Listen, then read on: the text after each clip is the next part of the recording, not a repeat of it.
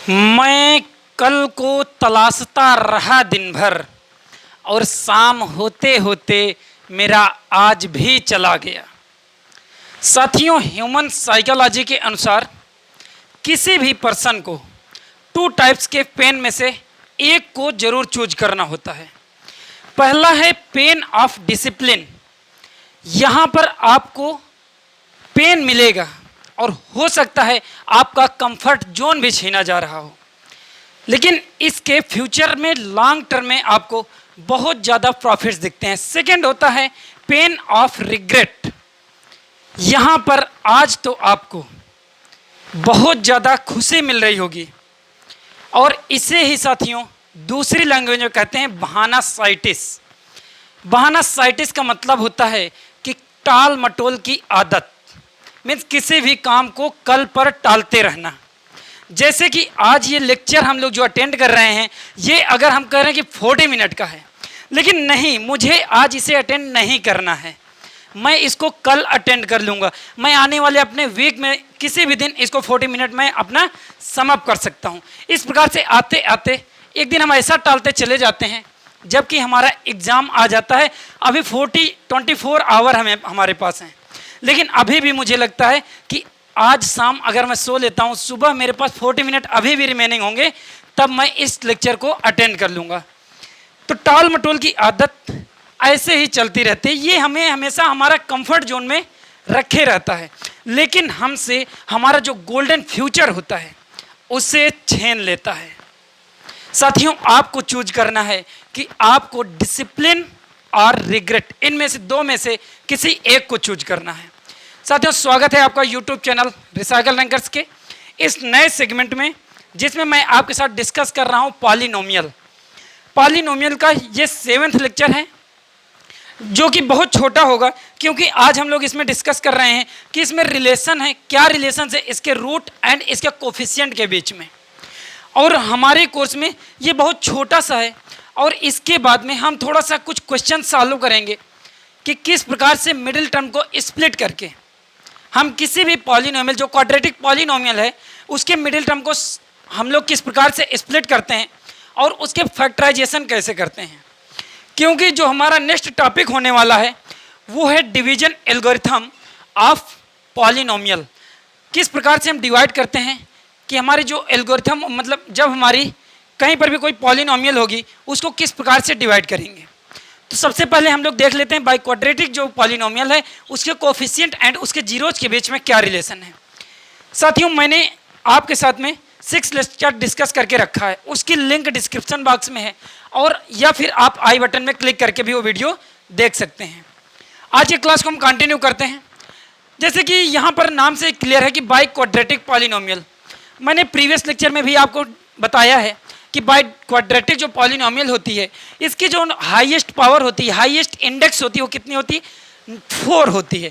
और वो कुछ इस प्रकार की दिखती है। अगर मैंने उस फंक्शन को लेट किया है कि ax की power 4 plus B x cube plus C x square plus D x plus E, ये आपकी एक बाई क्वाड्रेटिक पॉलिनोमियल हमने लेट किया है।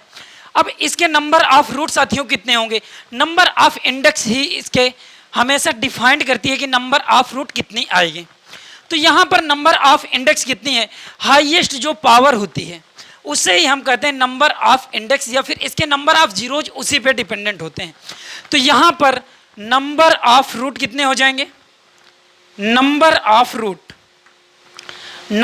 रूट आपके होंगे यहाँ पर 4, और वो नंबर ऑफ रूट जो 4 होंगे उन्हें हम लेट कर रहे हैं कि ये रूट हैं alpha, beta, gamma and delta.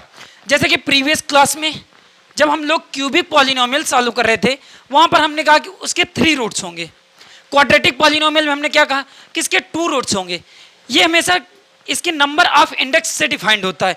तो यार उसमें नंबर ऑफ रूट हमने 3 लेट किए थे, अल्फा, बीटा, गामा। यहाँ पर हमने एक रूट और इंक्रीज किया है कि ये आपका एक रूट आएगा डेल्टा। अब देखिए, अल्फा प्लस बीटा हम लोग पूरा एक्सप्लेन नहीं करते हैं, ज़्यादा प्रूफ करने की ज़रूरत नहीं है, सिर्फ आपके पास छोटी सी चीज़ें हैं, ज़्यादा आपके कोर्स में है नहीं, इसलिए मैंने यहाँ पर डायरेक्ट ले लिया है कि अगर वो number of root alpha, beta, gamma and delta हैं, तो अगर रूट्स का हम सम फाइंड करें, मीन्स क्या लिख सकते हैं, alpha plus beta plus gamma plus delta. इन 4 रूट्स का हम सम निकालेंगे तो ये आता है माइनस बी बाई ए। ये हमेशा आएगा minus B by a. Minus b क्या है, coefficient of x cube whole divided by coefficient of x की पावर 4। तो यहां पर यह भी लिखा जा सकता है coefficient of x cube negative sign के साथ में whole divided by coefficient of x की पावर 4। इसी प्रकार से जब हम ले रहे हैं इसके रूट्स को, alpha beta plus beta gamma plus gamma delta plus delta gamma, अगर हम लोग 2 रूट्स को एक साथ लेते हैं और उसके बाद उसका सम निकालते हैं तो ये आता है साथियों c बाई ए। अब c क्या है, यहां पर जो c है ये है coefficient of x square whole divided by coefficient of x की पावर 4। सिमिलर ऐसे ही जब हम 3 जो हमारे 3 का कॉम्बिनेशन बनाते हैं, जो हमारे रूट्स हैं alpha beta gamma and delta, उनमें से पहले हम 3 को लेते हैं, फिर उसके बाद 3 को, रिमेनिंग हमारे पास कितने टर्म्स बनेंगे, हमारे पास 4 टर्म बनेंगे। ये हो जाएगा alpha beta gamma plus alpha beta delta plus beta gamma delta plus alpha gamma delta. ये साथियों होता है माइनस डी बाई ए। ये आपके कोर्स में जितना है मैं सिर्फ उतना ही एक्सप्लेन कर रहा हूँ। अगर इन चीज़ों की ज़रूरत होती है तो आप लोग उसे अपने क्वेश्चन में अप्लाई कर सकते हैं और इनके रूट्स का सम फाइंड कर सकते हैं। तो minus d by a, minus d क्या है साथियों, यहाँ पर माइनस डी है coefficient of x whole divided by coefficient of x की पावर 4। आप लोगों में से काफ़ी लोगों को क्लियर हो गया होगा कि ये सारी चीज़ें हमारे जो प्रीवियस लेक्चर हैं, अगर आपने प्रीवियस लेक्चर देख करके रखा है, और हाँ इसमें सही से देख करके रखा है, क्योंकि जितनी भागीदारी मैं दिखा रहा हूँ उतनी ही भागीदारी अगर आप दिखाते हैं तभी आप रिलेट कर पाएंगे कि प्रीवियस लेक्चर से ये सारी चीज़ें कितना मैच कर रही हैं। Alpha beta gamma and delta, इन 4 रूट्स का अगर हम प्रोडक्ट निकालते हैं तो ये आता है ई बाई ए। ई बाई ए, ई क्या है, ई है आपका constant term whole divided by coefficient of x की पावर 4। अब देखिए साथियों यहां पर एक चीज और क्लियर कर लीजिए, मेंशन कर लीजिए अपनी नोट्स में कि ये जो हम ले रहे हैं आपका second alpha beta plus beta gamma plus gamma delta plus delta gamma, ये है sum of the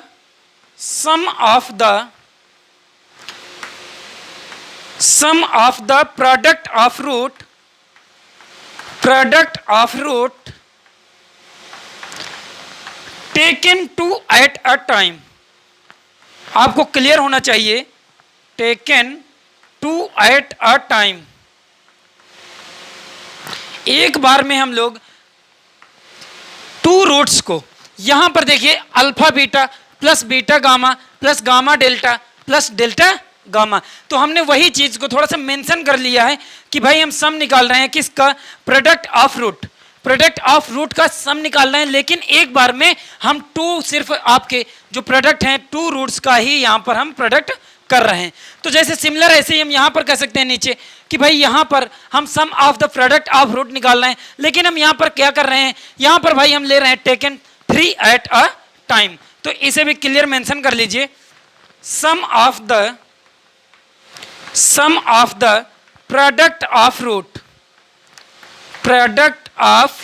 roots taken 3 at a time. ये काफ़ी इजी चीज़ें हैं। अब जैसे कि ऐसे मैंने बताया कि भाई आपकी जो क्वाड्रेटिक, जो हमारी ये बाई क्वाड्रेटिक पॉलिनोमियल है वो किस प्रकार की दिखेगी, ए एक्स की power 4 plus B x cube plus C x square plus D x plus A. ये हमारी स्टैंडर्ड बाई क्वाड्रेटिक पॉलिनोमियल है। जैसे कि एग्जाम्पल देखा जाए कि किस प्रकार से हम इनका या फिर किस प्रकार से हम बता सकते हैं, क्योंकि आपके कोर्स में कोई भी क्वेश्चन ज़्यादा मुझे दिख नहीं रहे थे, इसलिए मैं इसके क्वेश्चन आपके साथ में सॉल्व नहीं कर रहा हूँ। ये सारी चीज़ें आप प्रीवियस लेक्चर से रिलेट कर लीजिएगा, अगर आपको क्वेश्चन मिलते हैं तो आप ऐसे ही सॉल्व कर लीजिएगा साथियों। ये यार हमारी, जैसे मैं यहाँ पर एक एग्जाम्पल लेता हूँ, 5x⁴ plus 3x² plus 2x plus 2x³ 3x³ plus 2x² plus x-1, ऐसे कोई भी एग्जाम्पल, या फिर इसकी कहीं पर भी पावर 4 हो, कहीं पर भी पावर 4 हो, ऐसे भी लिखा जा सकता है इसको 6x⁴ plus 3x² minus x plus 1। ये भी आपकी एक बाई क्वाड्रेटिक पॉलिनोमियल है। सिर्फ यहाँ पर एक चीज़ है, इसके जो पावर 3 वाला जिसमें कोफिशिएंट इसके 0 अगर लेट किया जाए, क्योंकि हम कहीं पर भी अगर कोई भी टर्म हमारा वहाँ पर नहीं दिख रहा है तो हम उसकी जो कोफिशिएंट है अगर 0 करके उस किसी भी पॉलिनोमियल में रख देते हैं तो भाई वो पॉलिनोमियल कंप्लीट पॉलिनोमियल हो जाती है। तो साथियों आई होप कि आपको ये सारी चीज़ें समझ में आ गई होंगी किस प्रकार से हमने लिया है। अब मैंने जैसे कहा कि अगला हमारा जो टॉपिक होगा डिवीजन एल्गोरिथम ऑफ पॉलिनोमियल, हम लोग किस प्रकार से पॉलिनोमियल्स को डिवाइड करते हैं। तो यार वहाँ पर एक चीज़ की आपको जरूरत पड़ेगी कि मिडिल टर्म जो क्वाड्रेटिक पॉलिनोमियल्स होंगी उसके जो मिडिल टर्म्स को स्प्लिट करके किस प्रकार से हम क्वेश्चन को सॉल्व करेंगे। तो क्यों ना आज वो सारी चीज़ें डिस्कस कर लिया जाए, ताकि हमारा जो नेक्स्ट लेक्चर होगा, लास्ट लेक्चर कल का, उसमें से हमें बेहद आसानी हो चीज़ों को समझने में। देखते हैं हमारे पास प्रॉब्लम क्या है। तो साथियों क्वेश्चन गिवन है, मिडिल टर्म्स को हमें स्प्लिट करना है। फंक्शन है first x² minus 5x plus 6, ये हमारा पहला क्वेश्चन है। सेकेंड क्वेश्चन है हमारा जो फंक्शन इसका है कि x² minus 2x minus 35। Third क्या है 5x² प्लस 16x प्लस 3। इन 3 क्वेश्चंस को हमें इनका मिडिल टर्म स्प्लिट करके इसके जो लीनियर फैक्टर होंगे उन्हें बनाने हैं। उसके बाद में इसके जीरोज भी बताने हैं कि इन क्वेश्चंस के जीरोज क्या आएंगे। तो देखिए सबसे पहले जो क्वेश्चन को मैंने लिया है इसका सॉल्यूशन हम सॉल्व करते हैं। किस प्रकार से करते हैं, अगर आप इसके बारे में ज़्यादा नहीं जानते, वैसे आप क्लास 9th पढ़ के आए तो आई होप कि आप लोग काफ़ी ज़्यादा इन सभी चीज़ों के बारे में जानते होंगे। नहीं जानते तो भी कोई दिक्कत नहीं है, क्योंकि मैं एक एक चीज़ें यहाँ पर आपके साथ क्लियर करने वाला हूँ, ताकि हमारा जो नेक्स्ट लेक्चर हो उसमें आपको किसी भी प्रकार की समस्या ना हो। तो भाई ये जो हमारा फंक्शन है x² माइनस 5x प्लस 6, इनका हमें लीनियर फैक्टर करना है।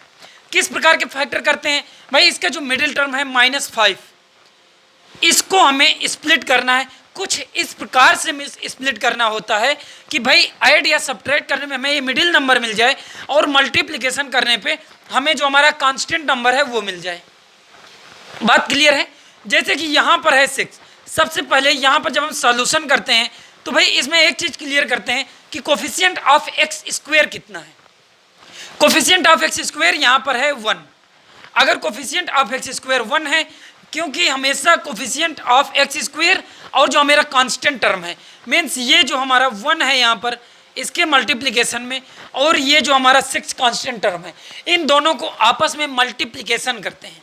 अब ये हमने मल्टीप्लिकेशन किया और ये आ गया 6 के इक्वल। मीन्स मुझे 2 ऐसे नंबर चाहिए, 2 ऐसे यूनिक डिजिट चाहिए जिनका अगर हम ऐड और सब्ट्रैक्शन लें तो हमें -5 मिल जाए, और हम अगर उसका मल्टीप्लिकेशन करें तो हमें 6 मिल जाए। सबसे पहले हम 6 के फैक्टर करते हैं।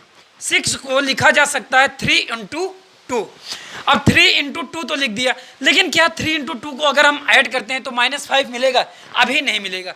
हम लोग यहाँ पर ऐसा करेंगे भाई कि हमारा जो 3 हो वो भी निगेटिव हो और हमारा -2 भी निगेटिव हो। ये दोनों टर्म अगर निगेटिव हो तो भाई अगर अब मैं 3 माइनस का 3 एंड माइनस का 2 ऐड करता हूँ तो मुझे मिडिल टर्म हमारा मिल जाएगा -5, और इन्हें अगर हम यहाँ पर मल्टीप्लाई करते हैं तो हमारा जो कांस्टेंट टर्म है जो हमने यहाँ पर डिस्कस किया कि इनको दोनों को मल्टीप्लिकेशन करने के बाद में 6 मिल रहा है, तो ये चीज़ भी हमें मिल जाएगी। मीन्स हम -5 की जगह में क्या पुट कर सकते हैं, -3 -2। 3 को कुछ इस प्रकार से हम सब्स्टिट्यूट करेंगे, x² minus 3x minus 2x, ये हमने -5x की जगह में पुट किया प्लस 6। क्या इतनी बात क्लियर है? एक चीज़ और एक बार अच्छा एक स्टेप और देख लेते हैं, शायद आपको कोई समस्या भाई हो रही होगी। देखिए यहाँ पर जब मैंने कहा कि ये जो हमारा फैक्टर है एक्स स्क्वायर, ये जो हमारी पॉलिनोमियल है, इसमें से मैंने -5 को क्या कहा लिखने के लिए, इसको हम लिख रहे हैं 3 + 2 + 6, कुछ इस प्रकार से लिखा जा सकता है। 3 × 2 हमारा पॉजिटिव 6 हो जाएगा और 3 × 2 -5 मीन्स 5 हो जाएगा। अभी आप साइन को छोड़ दीजिए कुछ समय के लिए। अगर हम साइन को लीव कर देते हैं कुछ समय के लिए, तो यार अब इसमें जो हमारा निगेटिव साइन है इसके अंदर मल्टीप्लाई करा दीजिए और एक्स को भी ठीक ऐसे ही मल्टीप्लाई करवा दीजिए। ये कितना हो जाएगा जब हम मल्टीप्लाई करेंगे, कुछ इसी प्रकार से बन जाएगा जो हमने अभी प्रीवियस स्टेप लिया था, x² - 3x - 2x + 6। अब एक चीज़ करनी है कि यहाँ पर कुछ टर्म आपको कॉमन दिख रहे होंगे। ये जो हमारे 2 एलिमेंट्स हैं, ये यहाँ पर जो 2 स्टेप हैं साथियों, और ये जो 2 स्टेप हैं, इनको आपस में कंबाइंड कर लीजिए। कंबाइंड करने के बाद में इन दोनों को एक साथ देखिए कि यहाँ पर दोनों में x है क्या, वेरिएबल x दोनों एलिमेंट्स में से आप कॉमन ले लीजिए। जब हम कॉमन लेंगे तो एक x हम कॉमन ले रहे हैं, और x जब हम कॉमन लेंगे तो यहाँ पर x² की जगह में कौन सा टर्म बचेगा, यहाँ पर सिर्फ पावर 1 बचेगी, मीन्स x बचेगा, माइनस ये हो जाएगा 3। सेकेंड में से भी हमने आपका कॉमन ले लिया, रिमेनिंग टर्म क्या बचा, -3। फैक्टर क्या हो गया, x - 3। अब यहाँ पर जो हमने सेकेंड कंबाइन किया है, इस कॉम्बिनेशन में देखिए क्या यहाँ पर x के टर्म कॉमन आ रहे हैं, x के टर्म, क्योंकि x तो -2 में है लेकिन 6 के साथ में x नहीं है। क्या और कुछ कॉमन दिख रहा है, हमें कॉमन दिख रहा है 2। अगर हम यहाँ पर से -2 कॉमन ले लें, इन दोनों टर्म में से, इन दोनों एलिमेंट्स में से अगर हम 2 कॉमन लेते हैं तो यहाँ पर हमारा टर्म अब क्या बचेगा, ये सिर्फ x बचेगा। और 2 से अगर 6 को डिवाइड करते हैं तो भाई 3 टाइम्स जाएगा, अगर 3 टाइम्स जाएगा तो यहाँ पर क्या रिमेनिंग टर्म हो जाएगा, -3। भैया आपने यहाँ पर निगेटिव साइन कैसे ले लिया, भाई मैंने निगेटिव -2 कॉमन लिया। अगर हमने -2 कॉमन लिया है तो यार यहाँ पर निगेटिव साइन ही तो आएगा, क्योंकि इसको एक बार मल्टीप्लाई करवा दीजिए। अगर हम मल्टीप्लाई करवाएंगे तो ये क्या हो जाएगा, 2x + 6, और यही चीज़ में से तो हम कॉमन लिए हैं। तो अब देखिए, अब जो हमारा नेक्स्ट स्टेप आएगा, इसमें से यार दोनों में से, ये दोनों जब हमारे फैक्टर्स हैं, इनमें एक चीज़ कॉमन दिख रही होगी, यहाँ पर x - 3 है और यहाँ पर भी x - 3 है। इन दोनों में से एक चीज़ कॉमन ले लीजिए, x - 3, होल कॉमन आ गया है हमारा x - 3। अब जो रिमेनिंग टर्म बचे हैं हमारे, उसको सेकंड फैक्टर में पुट कर दीजिए। जो रिमेनिंग टर्म क्या बचे हैं, रिमेनिंग टर्म हमारे बचे हैं, एक है हमारा x और यहाँ पर से -2। क्या हमने फैक्टराइजेशन कर लिया है, इसके लीनियर फैक्टर आ चुके हैं। जो हमारी क्वाड्रेटिक पॉलिनोमियल्स थी, इसके मिडिल टर्म हमने स्प्लिट किए हैं और उसके फैक्टर क्या आ गए, x - 3 x - 2। अब हमसे अगर कहा जाए कि भाई इसके हमें जीरोज फाइंड करिए, अगर फाइंड करना हो जीरोज या फिर हम रूट्स कहें, दोनों एक ही चीज़ें हैं, फाइंड कर रहे हैं जीरोज, तो द जीरोज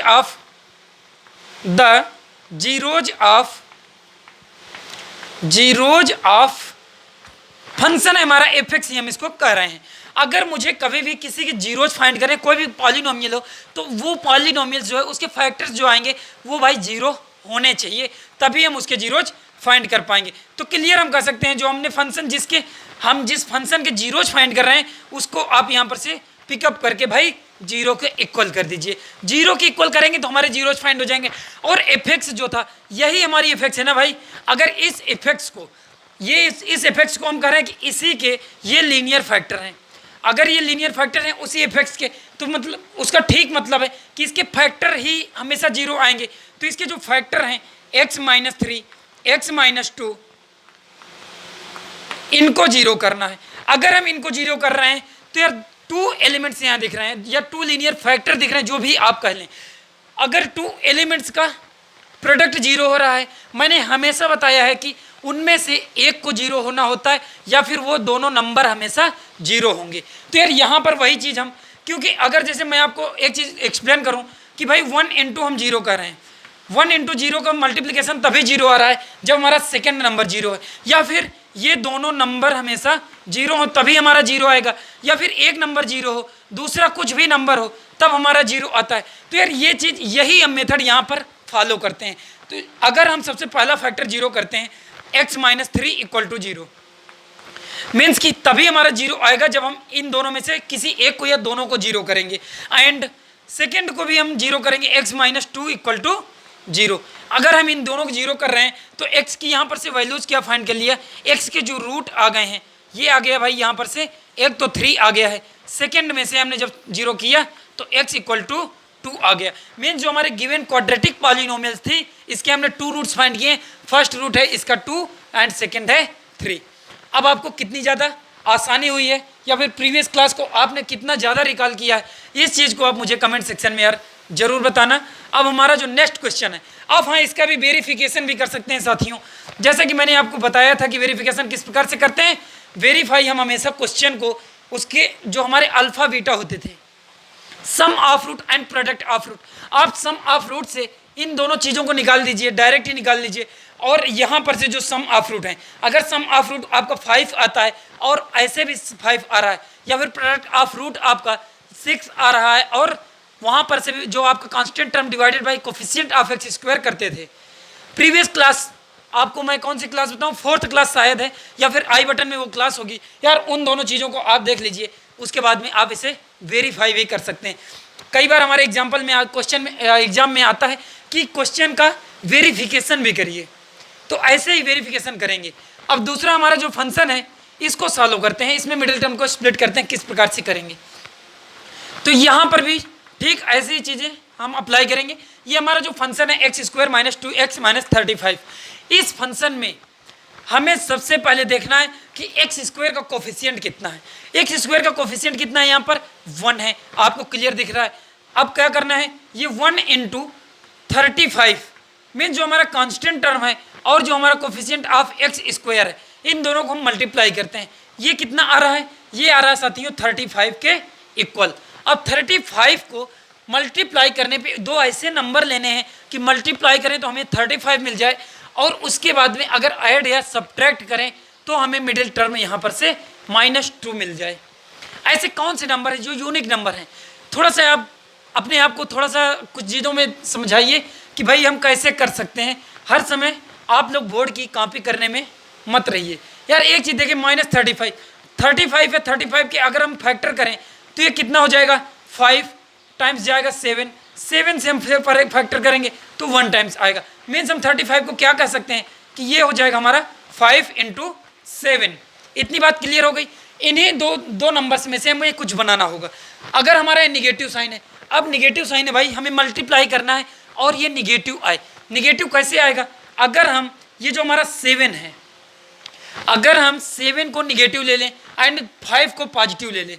7 को ही निगेटिव क्यों ले रहे हैं, 7 को निगेटिव साथियों इसलिए ले रहे हैं क्योंकि हमें ये जो प्रोडक्ट चाहिए तो 35 माइनस का चाहिए, लेकिन ये जो हमारा मिडिल टर्म है -2 को इस प्रकार से ब्रेक करना है, इस टाइप से ब्रेक करना है कि भाई ये हमेशा -2 आ जाए। और -2 कैसे आ सकता है, ये दो नंबर्स हैं -7 एंड 5, क्योंकि अगर -5 हम ले लेंगे एंड 7 तो भाई हमारा निगेटिव टर्म नहीं आएगा। यहाँ पर अगर पॉजिटिव होता, ये भी पॉजिटिव होता, यहाँ पर अगर पॉजिटिव होता वो निगेटिव होता, तो भाई हम -5 ले लेते। आपको क्लियर हो रही बातें या नहीं? अगर आपको क्लियर नहीं हो रही तो आप एक बार ले करके देखिए इस क्वेश्चन को। थोड़ा सा मैं चेंज कर रहा हूँ, ये हो जाएगा x square plus 2x minus 35, ये आपका फंक्शन हो जाएगा। और इसमें मैंने बताया कि भाई एक आपका जो नंबर होगा 7 और दूसरा जो होगा ये होगा -5, क्योंकि हमने मल्टीप्लाई किया तो -35 आ गया, लेकिन हमने जब इसको सॉल्व किया मीन्स 7 - 5 तो हमें +2 मिल जाएगा। तो इस प्रकार से ये क्वेश्चन भी थोड़ा सा वो हो सकता है, चेंज हो सकता है। अब देखिए हमारा जो क्वेश्चन है हम उसके अकॉर्डिंग बात करेंगे। हमने दो चीज़ें तो कंफर्म कर लिए कि भाई इसका जो नंबर होगा वो कितना आएगा, वो आ जाएगा 7 और 5 में से, और -7 यहाँ पर ले जाएगा। मीन्स 35 जो आ गया था ये हो गया -7 × 5 -35। तो x स्क्वायर -2x -35 में -2x को हम स्प्लिट कर रहे हैं। -2 को स्प्लिट कुछ इस प्रकार से करेंगे कि -7x + 5x -35, ये भी लिखा जा सकता है क्या? अब आपको पूरा क्लियर हो रहा होगा कि ऐसे ही तो लिखा जा सकता है। ये हो जाएगा x स्क्वायर। भाई हमने यहाँ पर बताया था कि नेक्स्ट स्टेप में जो प्रीवियस क्वेश्चन था कि नेक्स्ट स्टेप में हमें क्या करना है। नेक्स्ट स्टेप में करना ये है कि दो को कंबाइंड करना है और इनमें से अब कॉमन लेने हैं। दो में से जब कंबाइंड किया मैंने, फर्स्ट जो कॉम्बिनेशन है मेरा x स्क्वायर - 7x, यहाँ पर से हमें कंबाइंड क्या दिख रहा है कि इसमें से अगर हम x कॉमन ले लें तो रिमेनिंग टर्म हमारे क्या बचेंगे, x - 7, एंड सेकेंड में से ये सेकंड जो हमारे कॉम्बिनेशन है इनमें से हमारा 5 कॉमन आ जाएगा और जो टर्म बचेंगे अंदर जो आपके फैक्टर्स हो जाएंगे 5 इंटू एक्स माइनस 7 आ जाएगा। अब नेक्स्ट स्टेप क्या है, होल कॉमन लेना है। अगर होल कॉमन ले रहे हैं तो ये कितना हो जाएगा एक्स माइनस 7 एंड जो रिमेनिंग टर्म है उसे सेकेंड फैक्टर में हमें पुट कर देना है। सेकेंड फैक्टर जैसे ही हम पुट करेंगे तो हमारे जो लीनियर फैक्टर्स होंगे इस क्वाड्रेटिक पॉलिनोमियल के वो आ जाएंगे। आई होप कि आपको समझ में आ रहा होगा। भाई अगर हमें फाइंड करने हैं कि इसके जीरोज क्या आएंगे, zeros of F x, zeros of F x, इस फंक्शन के अगर हम जीरोज फाइंड करेंगे तो क्लियर बात है कि ये जो फंक्शन है भाई इसकी जो वैल्यूज होगी उसे हमें जीरो करना होगा। अगर हमें जीरो करना होगा मीन्स कि इसके जो लीनियर फैक्टर हैं एक्स माइनस 7 एक्स माइनस 5 इनको जीरो होना होगा। अगर ये दो नंबर्स का प्रोडक्ट जीरो है ठीक मतलब है कि उन दोनों नंबर्स को जीरो कर लीजिए। माइनस से x minus 7 equal to zero and x minus 5 equal to zero. यहाँ पर जब एक्स माइनस 7 को आपने जीरो किया तो एक्स की कौन सी वैल्यू आपने फाइंड किया है, 7 आपने फाइंड कर लिया है। यहाँ पर से एक्स माइनस 5 को जब आपने जीरो किया है तब एक्स की कौन सी वैल्यू फाइंड कर लिया है, एक्स इक्वल टू 5 फाइंड कर लिया है।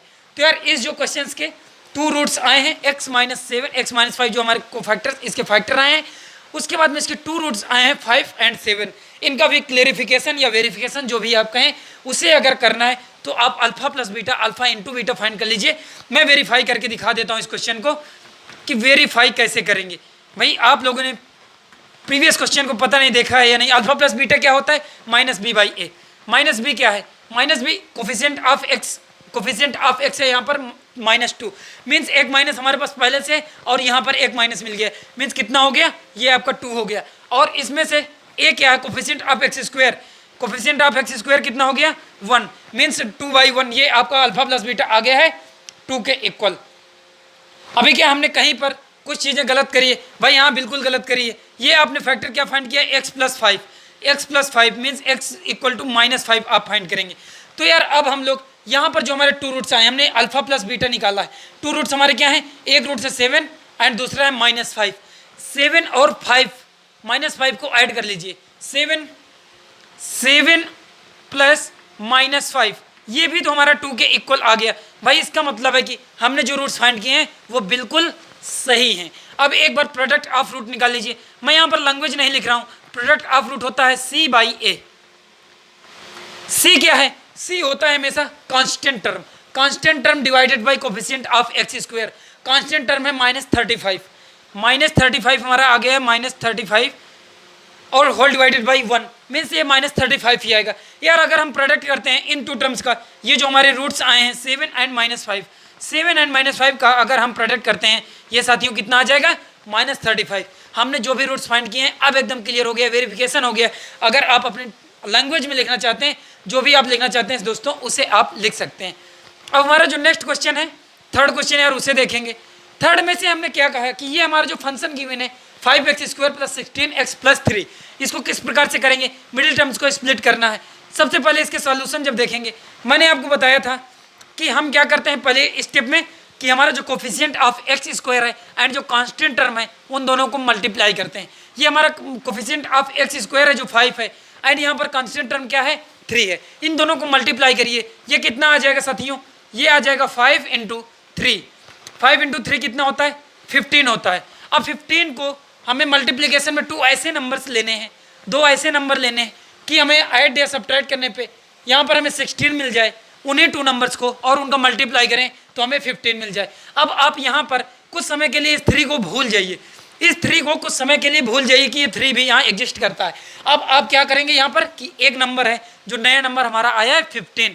15 कैसे आया, मैंने x² का coefficient and constant term in दोनों को मल्टीप्लाई किया है। मल्टीप्लाई करने के बाद में साथियों आप देख लीजिए अब स्टेप क्या आएगा।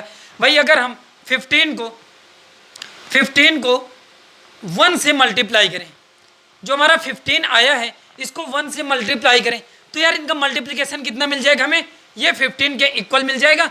एंड 15 और 1 को ऐड कर दें, 15 और 1 को ऐड कर देंगे तो मिडिल टर्म हमें 16 मिल जाएगा।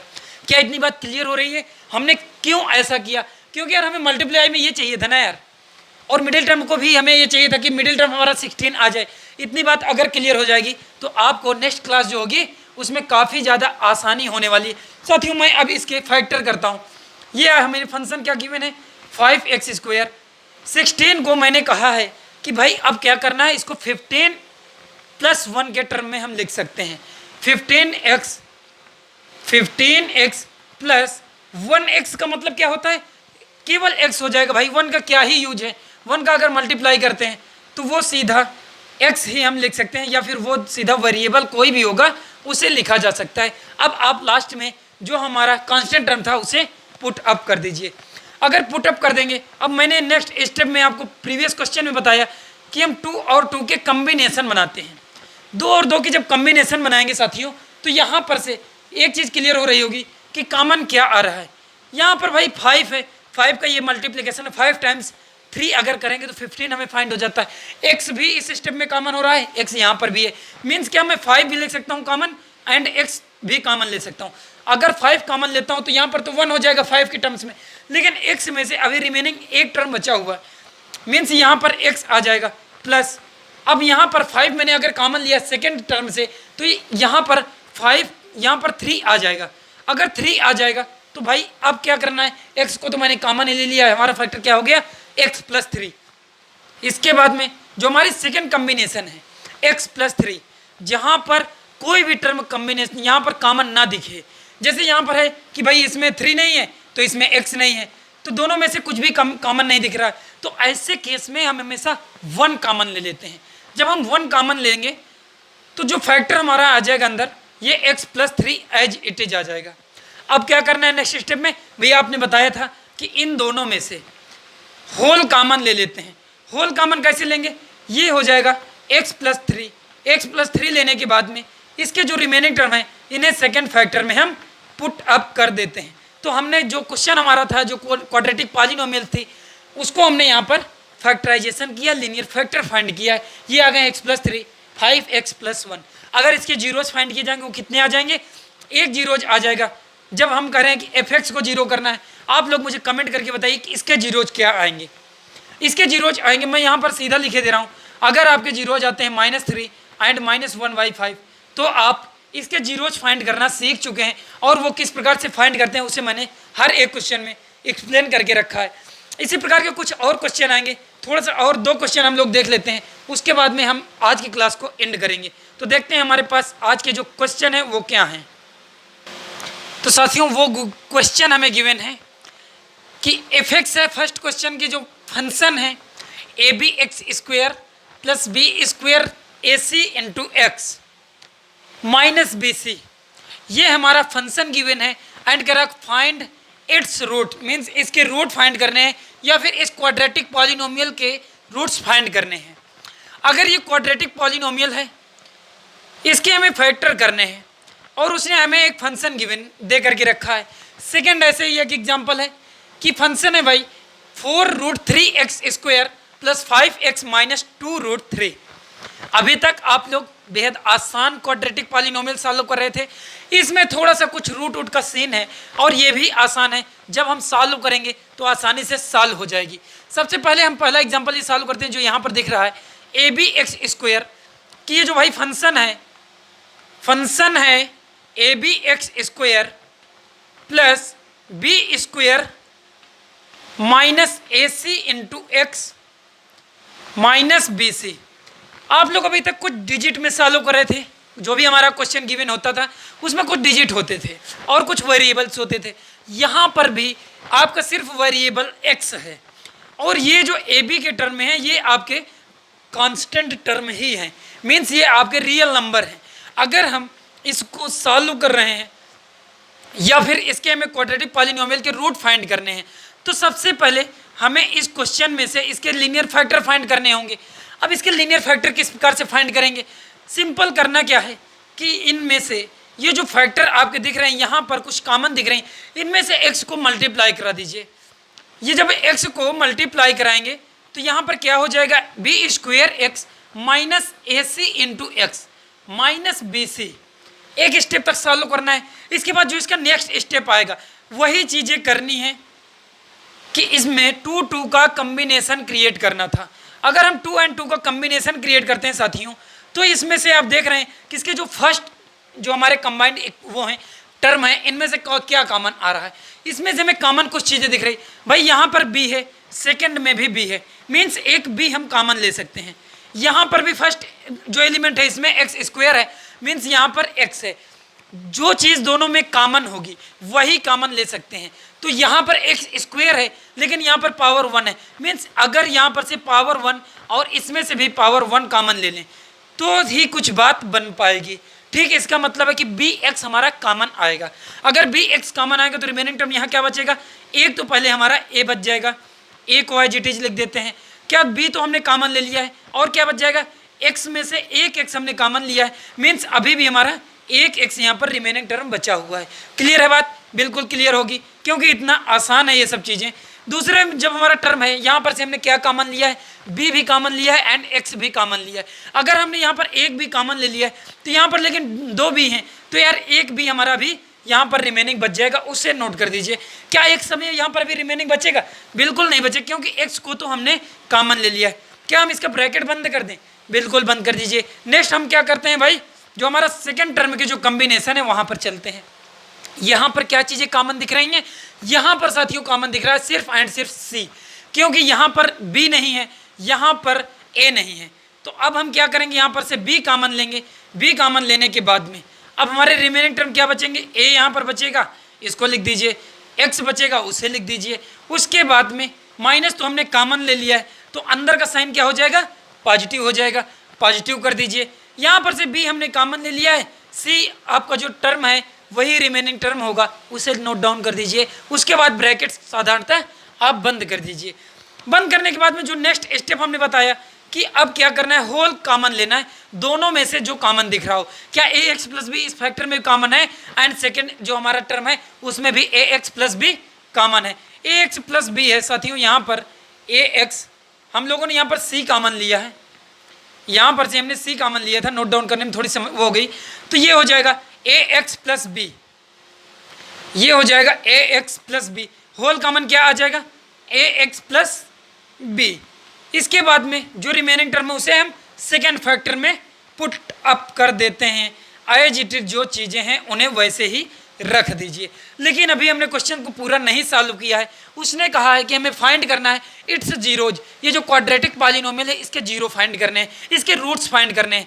अगर हम बात करते हैं कि इसके जीरोज की, द रूट्स ऑफ, हम रूट्स इस बार लिख रहे हैं ताकि आपको याद होता रहे, रूट्स ऑफ एफ एक्स, ये जो हमें एफ एक्स दिया है अगर हम इसका रूट फाइंड करते हैं तो इस फंक्शन को जीरो होना होगा। अगर जीरो करना है तो भाई इसके जो लीनियर फैक्टर आए हैं उन्हें पुट अप कर दीजिए, A x plus B into B x minus C. ये दोनों नंबर्स का प्रोडक्ट जीरो आ रहा है। भाई एक बार मैंने कहा कि ए एक्स प्लस बी को जीरो कर दीजिए। दो नंबर का प्रोडक्ट कब जीरो आता है, जब वो दोनों नंबर जीरो हों या फिर उनमें से कोई एक नंबर जीरो हो। B x minus c equal to zero. यार एक्स की एक वैल्यू यहाँ पर से आ गई है, आई होप की चीज़ें इधर नहीं दिख रही होंगी, मैं यहाँ पर नोट डाउन अब आगे कर रहा हूँ कि जब हमने इसको जीरो किया है, जब जीरो करेंगे तो माइनस बी आपका आ जाएगा आर एच एस में, उसके बाद में होल डिवाइड हो जाएगा minus B by A, means x equal to आ गया minus B by A. And जब यहाँ पर हम सॉल्व करेंगे बी एक्स माइनस सी, अगर हम बी एक्स माइनस सी सॉल्व कर रहे हैं तो ये माइनस सी है यहाँ पर एल एच एस में आर एच एस में शिफ्ट होगा तो ये पॉजिटिव साइन के साथ में आ जाएगा, मीन्स सी बाई बी के इक्वल आ जाएगा। जो दूसरी एक्स की वैल्यू आ जाएगी ये आ जाएगी सी बाई ए। कुल मिलाकर हमारे दोस्त कितने रूट आ गए हैं, क्वाड्रेटिक पॉलिनोमियल सी। क्वाड्रेटिक पॉलिनोमियल का ठीक मतलब होता है इसकी पावर और इंडेक्स इसकी 2 है। अगर इसके इंडेक्स 2 है तो इसके नंबर ऑफ रूट कितने आएंगे, 2 आएंगे। दोनों चीज़ें भैया एक ही चीज़ में डिपेंडेंट होती हैं, वो है आपके number of root. Number of root इसमें कितने, ये नंबर ऑफ डिग्री कितनी है इसकी, नंबर ऑफ डिग्री जो है यहाँ पर 2 है, तो इसके जो नंबर ऑफ रूट आएंगे वो भी हमेशा 2 के इक्वल आएंगे। आई होप ये क्वेश्चन क्लियर हो गया होगा। इसके अलावा जो हमारा जो लास्ट क्वेश्चन है यहाँ पर आज का, यहाँ पर है कि फंक्शन गिवन है। फंक्शन जब गिवन है इसका साथियों सॉल्यूशन जब हम फाइंड करेंगे, इसका सॉल्यूशन जब हम फाइंड करेंगे तो ये फंक्शन है 4√3 x square plus 5x minus 2√3। Previous question जब हमने थर्ड या सेकंड क्वेश्चन सॉल्व किया अभी थोड़ी देर पहले, उसमें हमने क्या बताया आपको कि सबसे पहले हम जो हमारा कोफिशिएंट ऑफ एक्स स्क्वायर है एंड कांस्टेंट टर्म, इन दोनों को मल्टीप्लाई करते हैं। तो यार मल्टीप्लाई पहला स्टेप हम लोग यहाँ पर चलते हैं। पहला स्टेप है 4√3 इंटू ये जो हमारे हैं कांस्टेंट टर्म 2√3, ये जो हमारा कोफिशिएंट है एक्स स्क्वायर का एंड ये जो आपका कांस्टेंट टर्म है। अभी आप साइन को छोड़ दीजिए कुछ समय के लिए। जैसे हम इनका मल्टीप्लाई करते हैं, क्या रूट है इसकी वजह से आपको थोड़ा सा डर लग रहा है? डरने की जरूरत नहीं है। 4√3 इंटू 2√3, इनको आपस में ऐड मल्टीप्लाई करिए, कितना आ जाएगा? 4 इंटू 2 8 हो जाएगा। ये 3 की पावर 1/2 है, यहाँ पर भी 3 की पावर 1/2 है। मीन्स अगर हाफ हाफ पावर है तो इनको दोनों को हाफ हाफ ऐड किया जाएगा, कितना हो जाएगा? 1 आ जाएगा। मीन्स यहाँ पर एक नंबर से मल्टीप्लाई और हो रहा है, वो है 3। इसका ठीक मतलब है कि 4 इंटू 2 इंटू 3, ये बात ये कह रहा है। तो यार इसका जब मल्टीप्लाई करेंगे तो ये हो जाएगा 4 इंटू 2 8 के इक्वल, 8 इंटू 3 ये आ जाएगा 24। मीन्स ये जो हमारी जो मल्टीप्लिकेशन है, इनको तीनों को अगर हम मल्टीप्लाई करेंगे साथियों तो ये 24 के मल्टीप्लिकेशन के इक्वल आ जाएंगे। अगर हम 24 को कुछ ऐसे हमें डिवाइड करना है, अब ये नंबर हमें कुछ समय के लिए छोड़ना होगा, भूलना होगा कि ये हमारी क्वाड्रेटिक पॉलिनोमियल में एग्जिस्ट करता है। अब हमें डिस्कस क्या करना है? 24 के बारे में। 24 को ऐसे स्प्लिट करना है कि इसको अगर हम ऐड या सब्ट्रैक्ट करें 5 आ जाए, और इसको ही अगर हम मल्टीप्लाई करें, दो ऐसे नंबर करने हैं जिनको मल्टीप्लाई करने में 24 मिल जाए, ऐड या सब्ट्रैक्ट करने में हमें 5 मिल जाए। अगर हम 24 को थोड़ा सा इसके फैक्टराइजेशन करते हैं, फैक्टराइजेशन करेंगे तो कितना हो जाएगा? ये 2 से भी पहली बात तो कैंसिल हो रहा है, हर एक नंबर से आप कैंसिल आउट करते चले जाइए। मैं इसको डायरेक्ट कर रहा हूँ, ये कितना हो जाएगा आपका? 8 इंटू, अगर हम 8 3 टाइम्स जाएगा 3 इंटू 1, और इसको 8 को क्या लिखा जा सकता है? 2 इंटू 2 इंटू 2 इंटू 3, क्योंकि वैसे हर बार करना तो पॉसिबल नहीं होगा, तो ऐसे ही आपको फैक्टराइजेशन करने होंगे। यार अगर हम यहाँ पर करते हैं कि भाई अगर हम 8 को, ये जो नंबर हैं इनको दोनों को 8 कर दें, या 3 को 8 इंटू 3, 8 इंटू 3 का अगर हम मल्टीप्लिकेशन करते हैं तो हमें निगेटिव टाइम्स ऑफ -24 यहाँ फाइंड करना है। अगर हम इसमें से एक को निगेटिव ले लें, -8 को, क्योंकि -8 को जब हम यहाँ पर निगेटिव लेंगे तो भी हमें यहाँ पर +5 है, सॉरी यहाँ पर -3 को निगेटिव ले लीजिए, 8 को आप पॉजिटिव ले लीजिए, क्योंकि अगर -3 को हम मल्टीप्लाई करेंगे इसके साथ में 8 के साथ में तो निगेटिव -24 मिल जाएगा। एंड हम इसको जब हम ऐड या सब्ट्रैक्ट करेंगे तो हमें +5 भी मिल जाएगा। तो इस प्रकार से इसके हमें फैक्टर करने थे 24 के। अब इसको हम सॉल्व करेंगे इस स्टेप में, आगे इंक्रीज करते हैं जो हमारा स्टेप है। इतनी चीज़ें क्लियर हो गई होंगी। अगर इतनी चीज़ें क्लियर हो गई साथियों तो अब क्या हो जाएगा? ये जो हमारी क्वाड्रेटिक पॉलिनोमियल है, इस क्वाड्रेटिक पॉलिनोमियल f(x) के इक्वल होगा कि 4√3 x² प्लस 5 को मैंने क्या बताया आपको? 8 इंटू 8 एंड -3, 8 एंड -3, 8 -3, 5 की जगह में ऐसे पुट करना है -2√3, सारी चीज़ें एज इट इज रहेंगी। अब इसमें x का मल्टीप्लाई करवा दीजिए भाई, ये हो जाएगा 4√3x², 8x plus 8x minus 3x minus 2√3। क्या करते थे? अब अगले स्टेप में कम्बिनेशन हम क्रिएट करते थे। कम्बिनेशन कितने कितने का भैया? 3 का, वो 2 का हम कम्बिनेशन क्रिएट करते थे। हमने कम्बिनेशन क्रिएट कर लिया है। यहाँ पर कॉमन क्या दिख रहा है? कॉमन है आपका फर्स्ट स्टेप में तो 4 भी कॉमन है, क्योंकि 4 यहाँ है, यहाँ पर 8 है, तो दोनों में से हम 4 कॉमन ले सकते हैं। एंड x भी हमारा यहाँ पर कॉमन है। जब हमने 4x कॉमन लिया, जो रिमेनिंग टर्म बचे वो क्या बचे? √3 टाइम्स x प्लस यहाँ पर हो जाएगा 2। एंड सेकेंड में क्या कॉमन ले सकते हैं? सेकेंड में हम कॉमन साथियों ले सकते हैं 3 कॉमन जब लेंगे तो यार अंदर क्या बचेगा? अगर हम 3 कॉमन नहीं आएगा साथियों, क्योंकि यहाँ पर है √3 का मतलब है कि पावर हाफ। हम पावर 1, आपकी 3 की पावर 1 कॉमन नहीं ले सकते, 3 की पावर हाफ कॉमन ले सकते हैं। कहने का मतलब है कि √3 हम यहाँ पर से कॉमन ले सकते हैं। अगर √3 कॉमन लेंगे तो यहाँ पर क्या बचेगा रिमेनिंग? यहाँ पर हो जाएगा √3x। अभी भी हमारी आधी पावर यहाँ पर हाफ पावर बची हुई है, तो √3x हो जाएगा प्लस, क्योंकि हमने यहाँ पर से माइनस कॉमन लिया है तो ये हो जाएगा +2।